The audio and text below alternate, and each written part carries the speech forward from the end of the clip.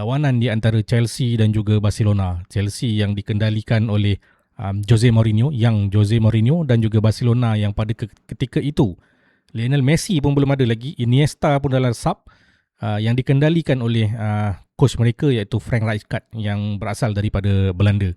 So bagi aku perlawanan ini adalah satu perlawanan yang aku tak boleh lupakan lah, dan memang akan menjadi satu perlawanan yang dalam memori aku, sebab ini adalah perlawanan yang aku saksikan di kafe U aku dulu sewaktu aku belajar. Memang penuh dikelilingi oleh fan-fan Barcelona yang menjadi fan Barcelona pada malam itu. Kerana apa? Kerana mereka adalah penyokong tim rival lah, seperti Liverpool, Arsenal, Manchester United dan lain-lain lah kan. Tapi aku berada di hadapan TV dengan harapan yang Chelsea mampu untuk bangkit selepas ketinggalan 2-1 di Camp Nou. Okey. Pertemuan ini sebenarnya adalah satu kemuncak drama dan juga dendam lah. Macam yang aku cakap tadi, selepas pertarungan pertama yang penuh kontroversi di Camp Nou, Chelsea tewas 2-1, tapi kita kembali ke Stamford Bridge dengan satu harapan lah, satu misi, iaitu misi untuk menebus maruah. Dan sudah pasti Chelsea dan juga Jose Mourinho memerlukan satu keajaiban lah.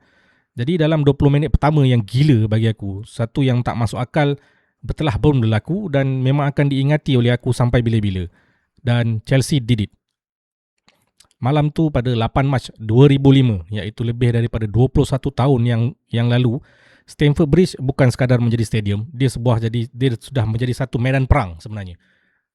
Dia punya udara dia, kita tahu atmosfer sangat tegang, penuh dengan orang cakap emosi dan juga perasaan untuk membalas dendam itu. Perlawanan pertama di Camp Nou 2 minggu sebelumnya tidak berakhir dengan baik lah. Ianya berakhir dengan tuduh-menuduh, dengan perang psikologi yang dilancarkan oleh Mourinho terhadap pengurus Barcelona yang aku cakap tadi, iaitu Frank Rijkaard, dan juga pengadil lah, iaitu Anders Fricks. Chelsea kalah 2-1. Yang memburukkan lagi keadaan adalah dengan layangan kad merah dan juga kontroversi kepada penyerang utama kita lah, iaitu Didier Drogba. Mourinho berada dalam satu elemen yang terbaiknya telah mendakwa bahawa Frank Rijkaard telah memasuki bilik pengadil pada waktu rehat. Satu dakwaan yang memberikan lagi ataupun menambah rasa dan juga memarakkan lagi api permusuhan antara Chelsea dan juga Barcelona lah. Bagi Chelsea, ini bukan lagi soal mara ke suku akhir, tapi ini soal maruah. Untuk menebus maruah dan juga membalas dendam lah macam cakap tadi. Dekat atas kertas kita nampak sebenarnya tugas itu sangat sukar. Sebab apa? Sebab Barcelona ada punyai pemain yang terbaik dunia pada ketika itu, iaitu none other than Ronaldinho. Ronaldinho tiba di London dengan pasukan Ronaldinho ni, itu Barcelona, tiba ke London dengan kelebihan 1 gol lah. Di tempat sendiri kan. Okey. Mereka adalah satu pasukan yang diguruni lah. Sebuah mesin serangan yang mampu menghukum mana-mana pasukan jika mereka melakukan kesilapan kecil. Tapi bagi Jose ataupun bagi Mourinho yang menggelar dirinya sebagai the special one, dia telah membina satu kubu di Stamford Bridge. Musim itu Chelsea berada di bawah kendaliannya dan juga telah mengubah identiti pasukan beliau. Musim itu mereka bukan lagi sekadar pasukan yang kaya yang dibankroll oleh Roman Abramovich, tapi mereka adalah satu unit taktikal yang sangat efisien. Formasi 4-3-3 ciptaan Jose dengan Claude Makelele sebagai anchor di bahagian tengah dianggap oleh ramai pihak sebagai satu unit yang sangat efisien lah, dan juga membawa nafas baru kepada Chelsea. Dan pada malam itu, pada malam 8 Mac 2005, formasi tersebut akan diuji ke tahap maksimum lah, menentang falsafah menyerang daripada pasukan Barcelona. Hype semua, cakap-cakap pun sudah banyak yang diperkatakan, sudah banyak yang diceritakan. Jadi pada malam itu, adakah disiplin taktikal akan mengatasi bakat semula jadi? Stamford Bridge menantikan jawapannya, termasuklah aku sekali yang berada jauh di Malaysia, yang pada ketika itu berada di Kuantan, Pahang. Jadi dari whistle penamat daripada whistle pemula referee, iaitu Pierluigi Collina, korang yang lebih kurang mempunyai usia yang sama lebih kurang macam aku sudah pasti kenal akan referee daripada Itali ni, dengan identitinya yang tidak mempunyai rambut, iaitu botak dan juga mata yang besar. Dan dia seorang referee yang legendary lah, dan itulah menambah rasa ni sebenarnya perlawanan pada yang aku nak ceritakan inilah. Dari whistle pertama Colina sendiri, Chelsea memang dah nampak lah niat Chelsea sudah jelas. Mereka tidak akan tunggu. Mereka akan terus tidak memberi ruang kepada Barcelona untuk bernafas. Kira macam high pressing jugalah kan zaman sekarang ni. Mourinho telah melepaskan panglima-panglima perangnya dan mereka telah menyerang dengan penuh bersemangat. Sebab apa? Main di stadium sendiri. Dan suasana stadium, atmosfer pada ketika itu pun memang sangat-sangat meriah dan sangat-sangat bergelora kan. Sebab kita dengar daripada TV tu punya sound effect. Peminat dekat stadium seolah-olah menyalurkan tenaga kepada setiap pemain Chelsea yang memakai baju berwarna biru. Dan Barcelona nampak macam sedikit terkejut, tidak bersedia untuk berhadapan dengan ancaman daripada Chelsea ni. Dan pada minit ke-8, ribut biru bermula. Satu serangan pantas menyaksikan bola sampai ke kaki Diogo Johnson yang dihantar oleh Joe Cole daripada sebelah kanan. Dengan ketenangan yang luar biasa di tengah-tengah kekalutan di dalam kotak penalti Barcelona, penyerang dari Iceland itu, Joe Johnson, telah berjaya menolak bola melepasi Victor Valdez 1-0. Dan Stamford Bridge mula meletus. Agregat sekarang sudah terikat 2-2, tetapi Chelsea kini berada di hadapan melalui peraturan gol di tempat lawan. Pada ketika itu masih lagi ada away goal rule. Dan Mourinho kat tepi hanya mengangguk dan memberikan petanda bahawa seolah-olah semuanya berjalan mengikut skrip beliau. Namun itu hanyalah permulaan. Barcelona sebenarnya masih lagi mencari rentak dan Chelsea mula menghidu peluang. Mereka terus menekan tanpa belas kasihan. Setiap bola, second ball berjaya dimenangi. Setiap cabaran dilakukan dengan sangat agresif. Dan Frank Rijkaard di tepi padang kelihatan macam buntu. Oh, ini ke sebenarnya physicality pemain daripada Premier League. Dan kemudiannya pada minit ke-17, gawang Barcelona bocor lagi. Joe Cole melakukan larian deras di sebelah sayap. Percubaannya berjaya ditepis oleh Valdez walaupun dia macam deflected sikit. Tetapi bola itu melantun jatuh tepat ke di hadapan iaitu Frank Lampard. Dan kita tahu Frank Lampard, enjin di bahagian tengah Chelsea, dengan mudah menolak masuk bola tu ke dalam gawang yang kosong. 2-0. Stadium bergegar sekali lagi. Dalam sekelip mata sahaja, agregat kini sudah menjadi 3-2 dan juga 2-0 pada malam itu. Memihak kepada Chelsea lah. Dan kegilaan itu sebenarnya tidak terhenti di situ. Sebelum Barcelona sempat menyerang balas ataupun menyusun atur gerakan mereka, pukulan ataupun ribut yang ketiga tiba. Hanya 2 minit selepas itu, pada minit yang ke-19, satu lagi gerakan pantas menyaksikan Joe Cole menghantar bola kepada Damien Duff. Dan kemudiannya pemain sayap Ireland itu yang berambut blonde itu kan, meluru ke arah gawang dan dengan tenang menolak masuk bola melalui celah kaki Victor Valdez. 3-0. Dalam masa kurang 20 minit, perlawanan ini sudah diterbalikkan sebenarnya. Dari ketinggalan 2-1 daripada segi agregat, kini Chelsea sedang mendahului 4-2. Dan ia adalah satu serangan kilat ataupun serangan counter attack yang sangat sempurna daripada Chelsea. Stamford Bridge berada dalam ekstasi, memang sangat-sangat meriah. Dan para pemain Barcelona hanya mampu memandang sama sendiri dan ada juga riak sebagai tidak percaya dengan apa sebenarnya yang berlaku pada ketika itu.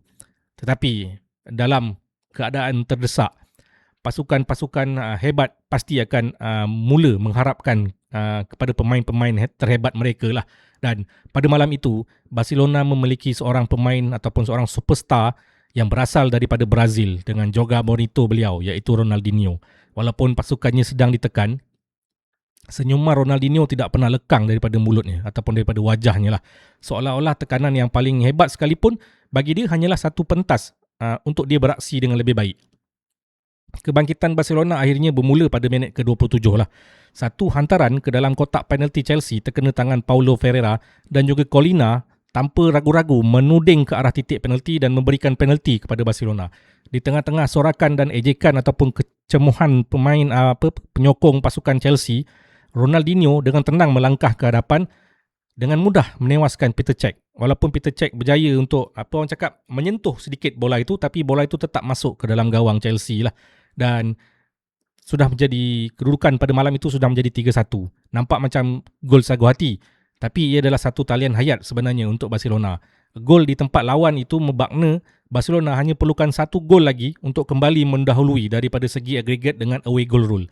Dan tension, ketegangan mula kembali. Pesta gol Chelsea tadi terhenti. Barcelona mula menemui rentak mereka dan kemudiannya pada minit ke-38 datanglah saat-saat yang menjadi salah satu detik paling ikonik dalam sejarah Liga Juara-Juara dan aku sendiri melihat dengan mata kepala aku. Pada itu aku berusia lebih kurang dalam 18 tahun, 19 tahun lah berada di Kuantan kan. Bola tu sampai ke kaki Ronaldinho di luar kotak penalti. Dia dikepung oleh pemain pertahanan Chelsea, ada Ricardo Carvalho dekat hadapan beliau. Bagi aku maksudnya tiada jalan keluar yang jelas lah. Tiada ruang untuk melepaskan rembatan pun. Tetapi Ronaldinho bagi beliau itu tidak menjadi masalah. Sebab apa? Sebab dia bukan pemain biasa. Kalau pemain biasa dia akan buat back pass, tapi tidak Ronaldinho. Untuk seketika dia hanya berdiri kaku, bola tu berada kaku ataupun pegun dekat kaki dia. Kemudian dia melakukan sesuatu yang tidak dijangka lah. Dengan pergerakan pinggul yang pantas seperti seorang penari samba, dia menggerakkan badannya ke kanan, kemudiannya ke kiri tanpa menggerakkan bola walaupun seinci. Pertahanan Chelsea macam terpaku, macam terpegun dekat situ. Dalam sekelip mata, dia mencipta ruang untuk dirinya. Dan dengan satu sentuhan hujung kaki yang sangat pantas dan hampir tidak kelihatan, dia melepaskan percubaan ke arah gol. Dan bola itu tidak laju, tetapi dia melencong masuk dengan sempurna, melepasi barisan pertahanan dan juga di luar jangkaan Peter Cech sendiri. Peter Cech hanya mampu terpaku, terpegun, di rooted on the spot dan melihat bola itu masuk menerjah ke sudut gawang Chelsea. Satu stadium terdiam, termasuklah aku sekali. Dan kita cuba sebenarnya, aku cuba untuk proses apa yang berlaku, apa yang sedang berlaku sebenarnya. Dan ia adalah satu gol yang pada aku seakan-akan menentang logik lah. Bagi aku dia satu gol yang one of the most unforgettable goal for me. Dan gol itu bukan saja mengikat kedudukan 4-4 tetapi meletakkan Barcelona di hadapan menerusi pertarungan ataupun away goal di tempat lawan kan, away goal. Selepas permulaan yang dahsyat daripada Chelsea, magis orang lelaki iaitu yang bernama Ronaldinho telah mengubah segala-galanya, mengubah nasib perlawanan tersebut. Tetapi Chelsea, ini adalah Chelsea kan. Separuh masa kedua kita tahu sebenarnya, kita dah lihat separuh masa kedua bermula dengan suasana yang sangat-sangat berbeza. Pesta telah pun berakhir. Kini dia adalah pertarungan taktikal yang sangat tegang lah. Chelsea pada awalnya kelihatan seperti boleh menang dengan mudah, tapi kini perlu menjaringkan gol sekali lagi. Satu gol daripada Chelsea akan membawa mereka kembali ke hadapan. Tetapi satu gol lagi daripada Barcelona hampir pasti akan menamatkan perjuangan Chelsea. Sebab apa? Away goal dah ada 3. Kemudiannya kita tahulah Jose Mourinho seorang pakar strategi.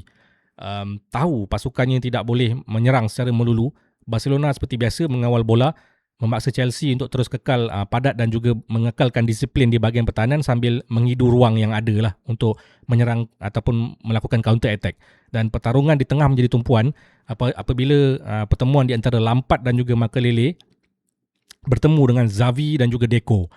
Masa berlalu dengan pantas, peluang datang dan pergi untuk kedua-dua pasukan. Peter Cech terpaksa beraksi cemerlang untuk menafikan tandukan Carlos Puyol, manakala percubaan Lampard pula sedikit tersasar. Tapi setiap kali Barcelona menyerang, termasuklah aku sendiri sebenarnya, aku cuba untuk menahan nafas.